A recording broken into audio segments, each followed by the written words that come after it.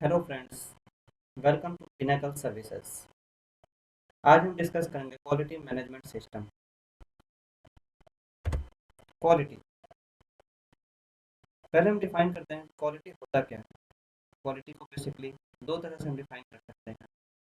पहला, fitness for purpose. इसका मतलब है कि किसी भी सामान को या किसी भी सर्विस को जो हम प्रोवाइड करते हैं वो अपने पर्पस के लिए कितना ज़्यादा फिट है। सपोज कीजिए, इसका एग्जांपल लेते हैं हम एक पेन से। पेन की डिज़ाइन जैसी है अगर वैसी नहीं होती, पेन अगर थोड़ा उससे मोटा होता और ज़्यादा मोटा होता, हाथ में ही नहीं आता वो। अपने पर्पस के लिए लिखने के पर्पस के लिए वो फिट ही नहीं है, तो उस समय वो उसकी क्वालिटी बेकार हो जाती, पुअर होती। लेकिन अगर वही पेन जिस तरह की डिज़ाइन उसको सोच समझ के बनाया गया कि वो हमारे हाथ में आसानी से आ जाए, आसानी से उससे हम लिख सकें, अर्थात वो अपने लिखने के पर्पस को कंप्लीट कर रही है, पूर्ण कर रही है। तो इस तरह हम क्वालिटी को डिफाइन कर सकते हैं कि किस तरह से कोई भी चीज़ अपने पर्पस के लिए कितना फिट है। दूसरा तरीका है डिफाइन करने का क्वालिटी को, कि वो अपने कस्टमर को, अपने स्पेसिफिक यूज़र को कितना ज़्यादा सेटिस्फाई करती है। हमें पता है कि क्वालिटी, किसी भी चीज़ की अच्छी क्वालिटी या बुरी क्वालिटी हमारे कस्टमर ही तय करेंगे। कस्टमर जितने ज़्यादा संतुष्ट होंगे, क्वालिटी उतनी ही अच्छी मानी जाएगी।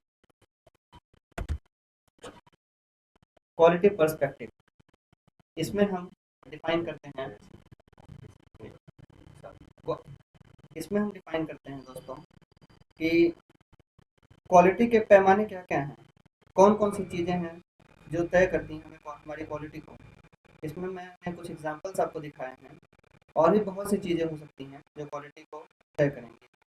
जैसे कि एग्ज़ाम्पल है परफेक्शन, कोई भी चीज़ कितना ज़्यादा परफेक्ट है, अपने यूज़ में आने के लिए कितने हद तक परफेक्टनेस तक पहुँच रहा है, वो उतनी ही ज़्यादा उसकी अच्छी क्वालिटी। दूसरा, कंसिस्टेंसी, कहीं ऐसा तो नहीं कि हमने कोई सामान लिया और वो काम करते-करते बीच में अचानक से रुक गई, उसकी क्वालिटी पुअर है।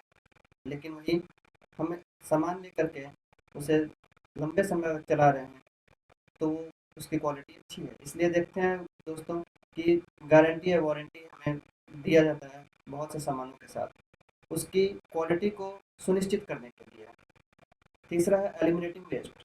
बहुत बार इंडस्ट्रीज़ में किसी भी सामान की प्रोडक्शन में हम इतने वेस्टेज को कर देते, इतने वेस्टेज हम अ, हो जाते हैं हमारे रॉ मटेरियल के, कि जो हमारा एंड प्रोडक्ट होता है उसका कॉस्ट काफ़ी हद तक बढ़ जाता है। और ये कॉस्ट बढ़ने की वजह से वो पूरी की पूरी इंडस्ट्री जो है लॉस में जाती है। तो ये वेस्टेज को एलिमिनेट करना भी हमारे सामान की गुणवत्ता में ही डिफाइन की जाती है। तीसरी चीज़ है स्पीड ऑफ डिलीवरी। हमने कोई सामान बना तो लिया, कोई सर्विस हमने तैयार तो कर लिया, लेकिन अपने एंड यूज़र तक बहुत ही लेट से पहुंचा रहे हैं, तो वो पुअर क्वालिटी मानी जाएगी। स्पीड ऑफ डिलीवरी का बहुत अच्छा एग्जांपल आप देख सकते हैं दोस्तों, डोमिनोज का। जिस तरह से डोमिनोज पिज्ज़ा आपके घर तक 30 मिनट के अंदर अंदर, पिज्ज़ा ठंडा होने से पहले पहुंचा देती है।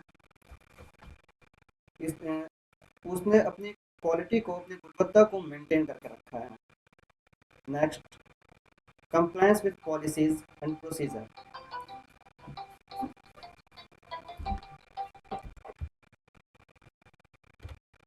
Compliance with policies and procedure, इसका मतलब है कि हमने जो पॉलिसी अपनी बना रखी है, या हमने जो भी प्रोसीजर अपने तय कर रखे हैं, हम उसके हिसाब से चल रहे हैं या नहीं।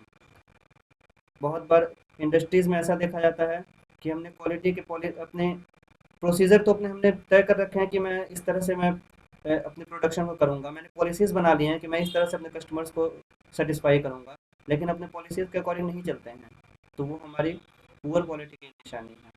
लेकिन अगर हम अपनी पॉलिसीज़ पे विथ स्टैंड करते हैं, तो हमें अच्छे क्वालिटी माना जाएगा। ऐसे बहुत से पॉइंट्स हैं दोस्तों, जैसे कि doing it right at the first time, delighting और pleasing customer, total customer satisfaction and services. अब हम बात करते हैं दोस्तों स्टैंडर्ड्स की। मैंने जिस तरह आपको क्वालिटी को डिफाइन किया, क्वालिटी के पर्सपेक्टिव को बताया, उस क्वालिटी को हम कैसे अचीव करेंगे, इसके लिए कुछ स्टैंडर्ड्स बनाए गए हैं। स्टैंडर्ड होता क्या है? स्टैंडर्ड हमें ऐसी डॉक्यूमेंटेशन प्रोवाइड करता है, जिससे कि कुछ ऐसी गाइडलाइंस हमें प्रोवाइड करता है, जिससे हम अपने क्वालिटी को हमेशा मेंटेन कर सकते हैं, अपनी ऑर्गेनाइजेशन को हम कंटिन्यूअल इम्प्रूवमेंट की ओर ले जा सकें। बहुत से तरह की स्टैंडर्ड्स हमारे पास अवेलेबल हैं।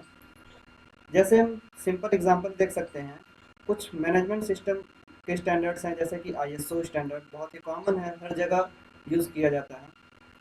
कुछ प्रोडक्ट सर्टिफिकेशन के स्टैंडर्ड्स हैं, जैसे कि आईएसआई मार्किंग है, सीई मार्किंग है।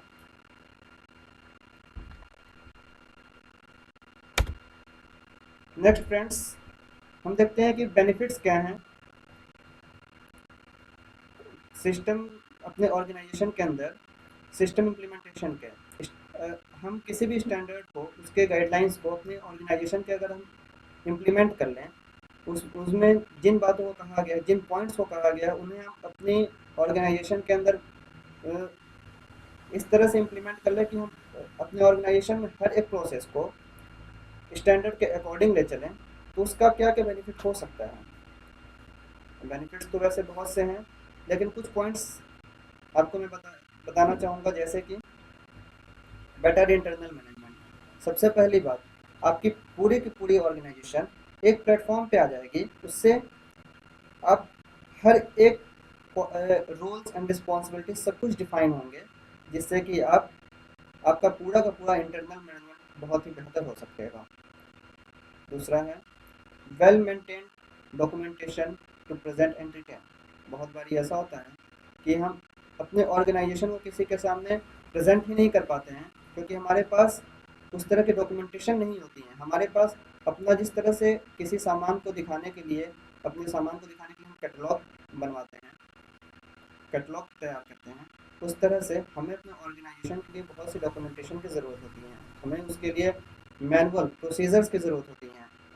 वो दूसरों के सामने प्रेजेंट करने के लिए भी हमें लाभकारी होती हैं, और हम अ, अपने हर एक प्रोसेस को बहुत अच्छे से डिफाइन कर पाएँ, इसके लिए भी लाभकारी होती हैं। तीसरा जो फ़ायदा होता है, वो है लेस वेस्टेज का। हम हर एक स्टेप में अपने wastage of money, wastage of time, wastage of materials को आइडेंटिफाई कर सकते हैं, और आइडेंटिफाई करने के बाद उनसे हम दूर कर सकते हैं। नेक्स्ट जो बेनिफिट है, वो है increase in efficiency, productivity and profit. Obvious सी बात है, जब हम वेस्टेज को कम करेंगे, तो हमारी प्रॉफिट बढ़ जाएगी, हमारी प्रोडक्टिविटी बढ़ जाएगी। जो काम हमारा 2 घंटे में होना था, वो काम अब हमारा 1 घंटे में हो सकेगा। इस तरह से हमारी इफिशियंसी बढ़ेगी। नेक्स्ट एग्जांपल है, सॉरी नेक्स्ट पॉइंट है improve customer retention and acquisition. Next है consistent outcomes measured and monitored. And next globally recognised standards. ये जो भी स्टैंडर्ड्स हैं, ये बहुत ही रिसर्च के बाद बनाए गए हैं। ये ग्लोबली हर जगह रिकॉग्नाइज्ड है, इसे लोगों ने पहचाना है कि हाँ, इसके बहुत से फायदे हैं। Okay, okay friends, thank you. Please like, subscribe and share our channel, and please press the bell icon for better updates. Thank you.